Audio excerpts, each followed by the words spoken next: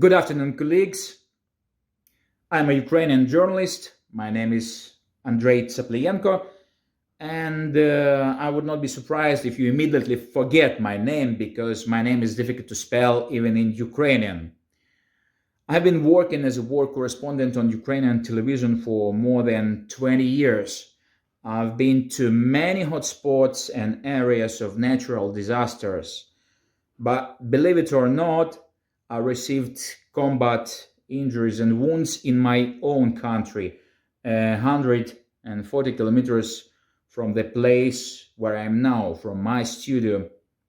My country is at war with Russia. It was attacked by Russia. This is a full-scale war using all types of weapons except nuclear weapons. And I wouldn't be surprised again if Russia dares to bomb us with nuclear bombs. We are mentally prepared for this. I understand how uncomfortable Indian people are to hear this, taking into account the long-term friendship with the Soviet Union and Russia. But Russia has long since become an aggressor and a sponsor of terrorism. I felt it myself when a volley of Russian cluster munition covered me and several other civilians very close to my house. Very close. Until yesterday, I thought that my personal story would be interesting for journalists living in a world of relative calm.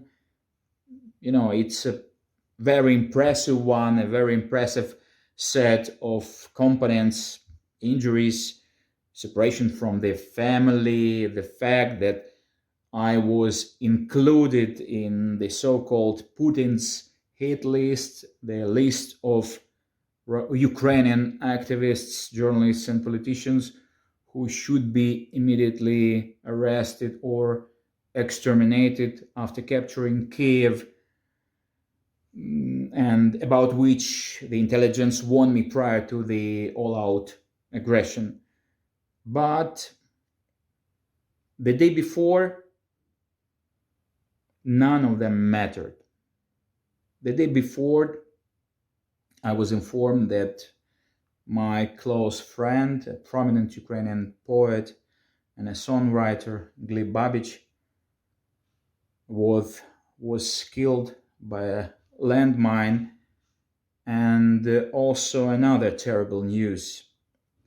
The day before, Russian invaders killed 53 Ukrainian prisoners of war, and no Geneva Convention stopped them.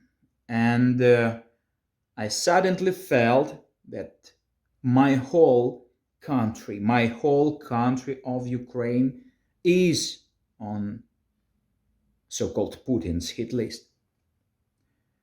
You're probably already aware of this story, of the details. On the territory of the occupied settlement of Olenivka, there was a detention center for holding Ukrainian prisoners of war. There was an explosion in the center. The day before, 53 people died. More than 130 are injured. Now I'll tell you and show you what is the difference between the journalism and propaganda, and how journalists turning into propagandists share complicity in the so-called false flag operations. In particular, in this terrible murder happened the day before. First, I'm going to start with the Russian version of the event.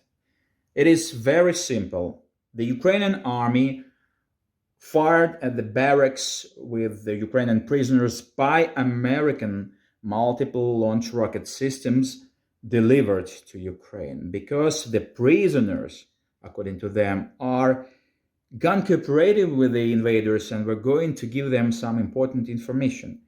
The missile hit, a fire broke out, people died. In order to make this version look convincing, the Russian the Russians, they collected fragments of American-made missiles and showed them to the journalists. Now about what the Ukrainian journalists, including your humble servant, have established. Ukrainian prisoners of war were suddenly transferred from the 3 location of the detention center in the camp to the 1 location. The prisoners were told that they were being prepared for an exchange with Russian prisoners of war. Suddenly, an explosion occurs at night.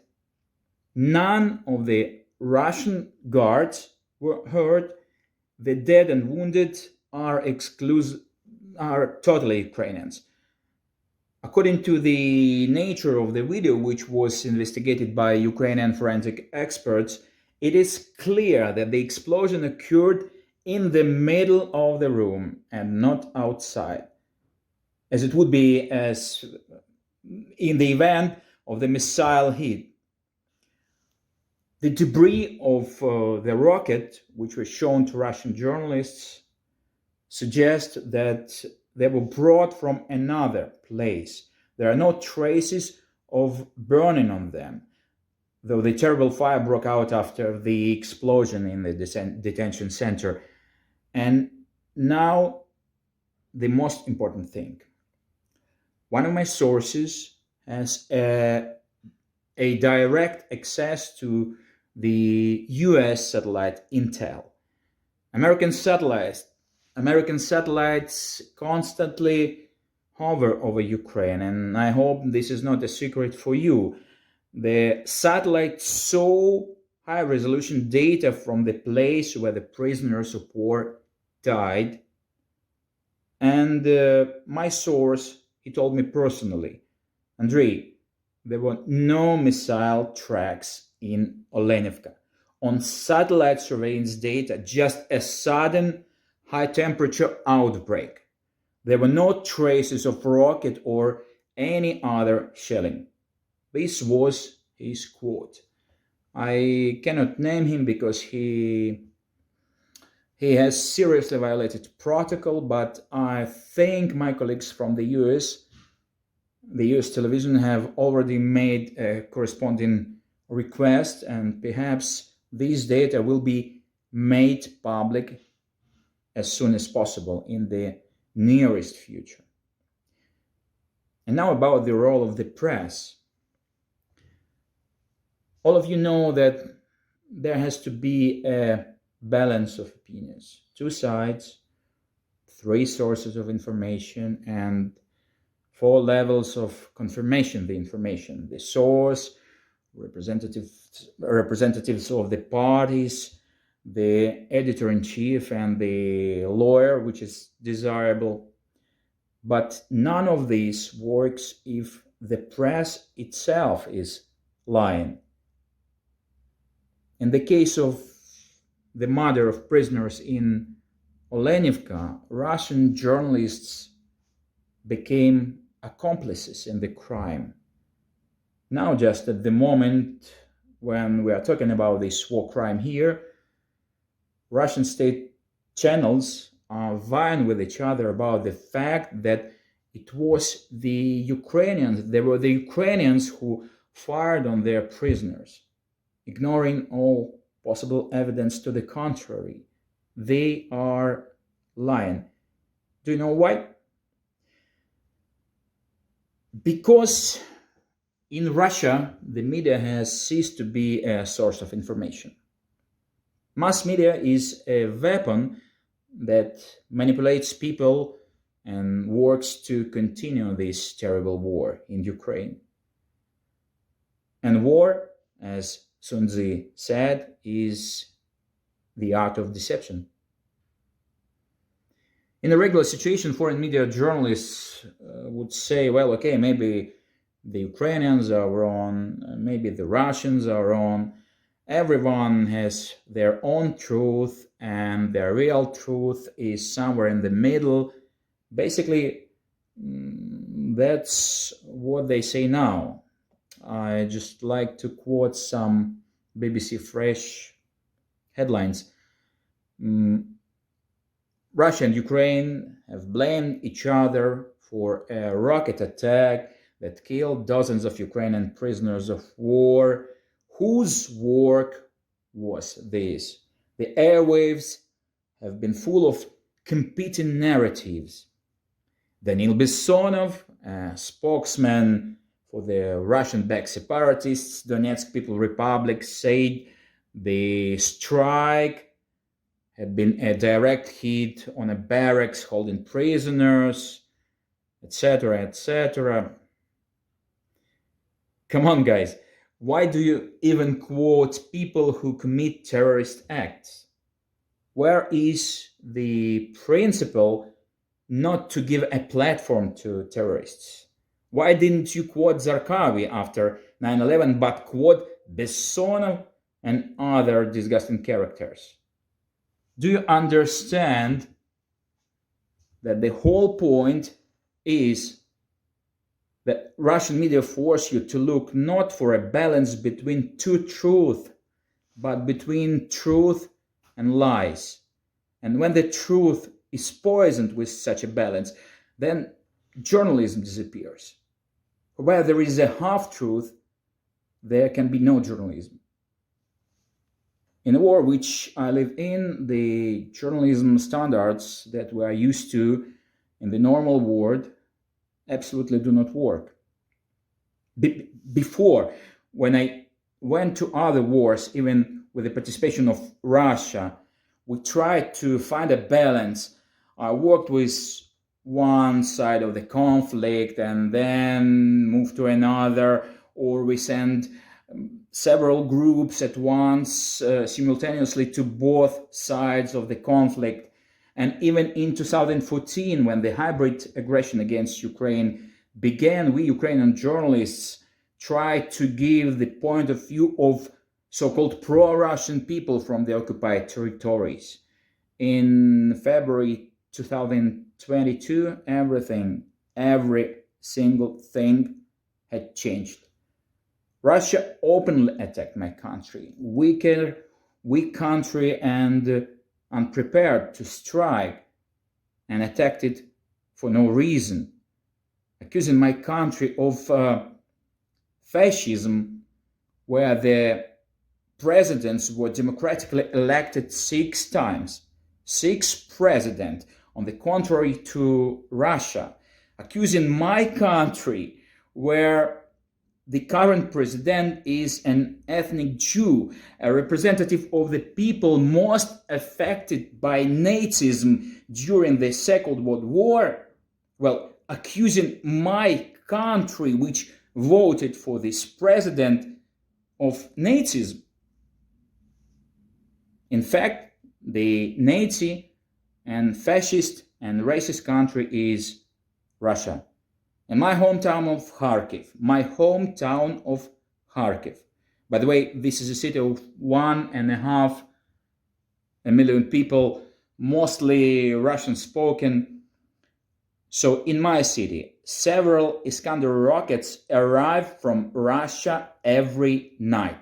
This is, like a Seeger that changes trajectory and carries about a ton of explosives. And every time during all these 158 days of hell of this war, social networks in neighboring Russian Belgrade rejoice when the authors of the messages see launches on Kharkiv. Again, it flew at the Yukis. Yukis means Ukrainians.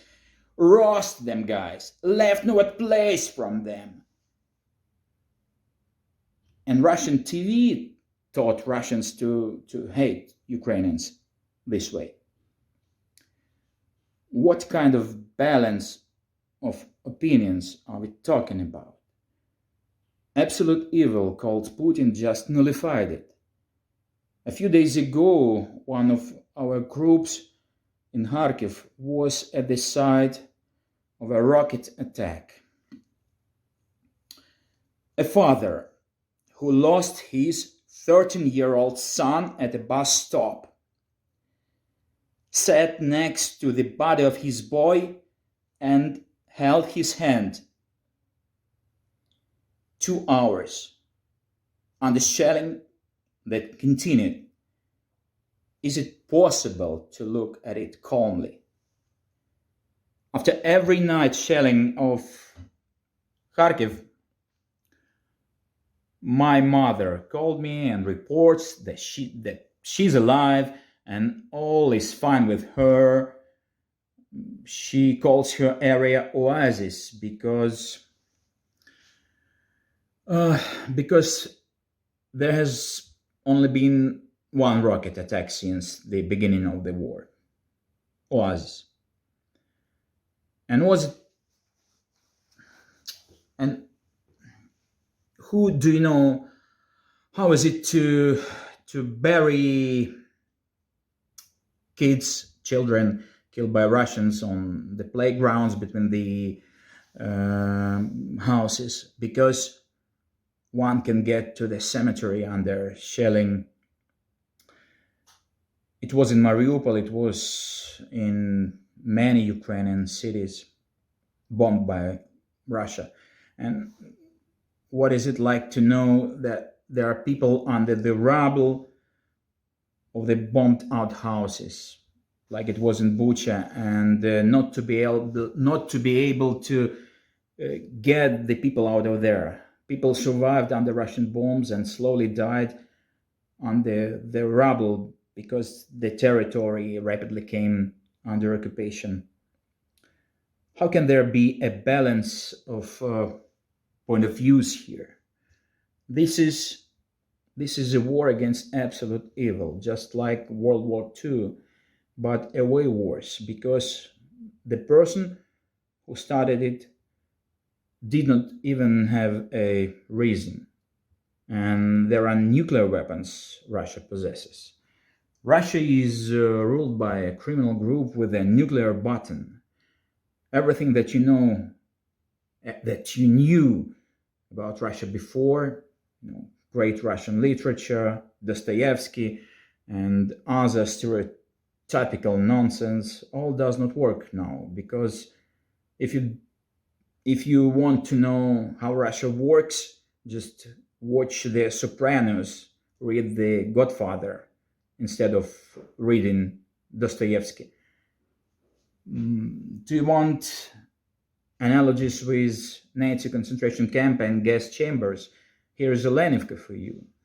This was a concentration camp for prisoners of war where 50 people were burned alive. Why did they do it? And again, I will say for an informational reason. A few days ago, a terrible video on Russian soldiers bullying Ukrainian prisoners of war got on the social media. You may have seen this video. In occupied Severodonetsk, several Russian soldiers castrated the prisoner, shot him dead, and dragged him through the streets of the captured city. Once again, castrated, shot dead, and dragged through the streets of a European city. All this was filmed on video. Through analysis of the video, independent experts have identified where the video was filmed, as well as the name of one of the Russian criminals, Russian sadists. The most disgusting, the most unworthy, the most important thing in this story is what makes it possible. This crime of the serviceman is and was quietly filmed by another soldier. Quietly, nice and slow, And this does not scare the monster. This video was not deleted. It is distributed on Russian networks, not even blurring the faces of the people, especially the face of the monster. Spread with the support of other scoundrels who celebrate this crime. The Russian media is either silent about it or, to the contrary, condemns and intimidates those who were affected by it. Neither outrage nor protest. And the Russian soldiers knows this. He knows that the commander will not take him to the court. The commander will give him a reward. The soldier knows that a Russian journalist will not announce his crime to the world. The journalist wants to hide the crime, or even better, to present it as a heroic feat. Against the background of the brutal murder of the Ukrainian military, the senior advisor of the Helsinki Commission, under the US Congress, Paul Massara, called for giving Ukraine long-range missiles and modern tanks. He said that this was the barbarism and depravity, castration, murder, rape, murder of children, and limitless evil. Rockets and tanks. Give them everything they need to put an end to this crime against humanity, Massara wrote. And what did Russia decide? To distract the attention of the Western public from this crime. That's right, to create an even greater crime. Ukrainians will be blamed for it. Ukrainians will be blamed for it. And of course, to involve the Russian media of propaganda of these lies, it has to work. So what kind of journalists can we talk about at this point? I was injured, coming back to my injury, I was injured on March 25th of March. My colleagues and I went to film the humanitarian corridor in Chernihiv region, in Chernihiv, the city which was surrounded by Russians, as I told you, 140 kilometers in a straight line from the place where I am now. Next to me were people who were trying to deliver medicines to the city and get the refugees out of there. It was a small village in front of the river which we had to cross by boat. And suddenly, everything around me turned into hell. First, a valley of cluster munitions. I felt pain in my back, but the pain did not prevent me from moving, and since the shells landed close by, my colleagues and I ran to look for cover. It was them who saw that I was covered in blood. First aid was provided to me in the basement of a private house, while multiple launch rocket systems, mortars, artillery, and a tank were hitting the hearing. We could identify this entire orchestra by the nature of the explosions. A splinter pierced my thighs and flew through. So, exit wound. I was very lucky. Although I still have now, and I have to overcome some minor consequences of the injury. While still going under treatment, being under the VAC system, I went to film the hotspots near Kiev. The VSC system is a wonderful invention, a mixture of drainage and disinfection, a small block that completely could be a game changer when you are wounded. With it, you can go for filming to a certain place on a certain stage of recovery.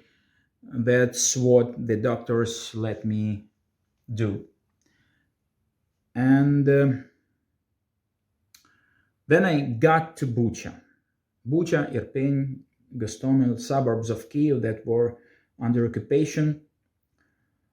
They filmed the exhumation of the bodies of Ukrainian citizens killed by the occupiers. This was literally a few days after the Russian army retreated from Kiev. In one place, we saw a family in a firing pit. A woman, her son, and a relative killed, shot. The husband, with a noose around his neck, was thrown into a concrete well near the house. And then we went down to the basement of the kids' sanatorium in Bucha, which the Russian soldiers turned into a firing chamber. 5 bodies on the floor, men in civilian clothes, different ages, hands are tied. They were on their knees when they were shot several times in the head. Later, we established their identities. None of them had anything to do with the army, with the Ukrainian army. And on the way out of the suburbs, we saw a car, bulleted. There was a piece of white cloth in one of the windows, a sign that civilians were in the car. I came closer. It was pierced all through, holes of different calibers, dozens of holes. There was no one in the car. Apparently, the bodies were taken away, but inside everything was covered by blood. It was everywhere, and this smell of death, of slaughter. But even that didn't shock me. But then I have noticed there were bloody pages of a kid's book on the seat and outside next to the car. Kid's book soaked in this heavy and reddish moisture. And I realized that a child was among the passengers. I don't know his destiny or her destiny yet, and but I know that that's why the car was marked in white. And this didn't stop Russian soldiers. And there were dozens of such cars on the road from Bucha to Kiev, and some of them with dead bodies. Before my injury, I went to the bank of the small Trubish River. In March, the front line passed through it. It is 20 kilometers from the center of Kiev, half an hour drive, by the way. My colleague, a journalist Inna Bodnar, found herself in the occupation near Trubish, and we didn't know what happened to her. We decided to try to evacuate her, but the bridge was blown up and it was impossible to move to her bank of the river. And then she called. It turns out that she's along with her family, and the entire family were held hostages. Phones were taken away from the folks, from entire village. She hid one. If the Russian soldiers found out about this, they would shoot her, she told us. Actually, they shot some people in her village. That's why, she told us, Ina was in in despair. Mm, and she asked me for an advice, what's to be done in this situation. And then I gave her one piece of advice, almost hopeless. Actually, it was hopeless. I advised her to find the youngest soldier among the occupiers, so that it was clear that he had recently joined the army, and asked Ina to try to establish verbal contact to him, a soldier who shows that he does not like the cruelty of his commanders and fellow countrymen. She has to maintain good contact with him, and every day she has to be in contact with him, and perhaps this soldier will help her to escape. And when I saw her in the newsroom a few weeks later, she burst into tears and threw herself on my neck. She did as I advised her, and this one Russian soldier let her go. And she still believes that my advice saved her life. And in any case, thanks to this advice, she has gone free. And if this is true, really true, then this is one of the few things I can be proud of. Paradoxically, this concession has absolutely nothing to do with the journalism. And returning to journalism, I want to say once again, you can't mix truth and lies. You can't weigh them on the same scale. We Ukrainian journalists are not asking you, our Indian colleagues, to support us or express a so-called pro-Ukrainian point of view. It will be enough for everybody if you just honestly tell your audience, your people, the truth about our war, without mixing truth and lies. Just listen to the voice of conscience. Thank you very much.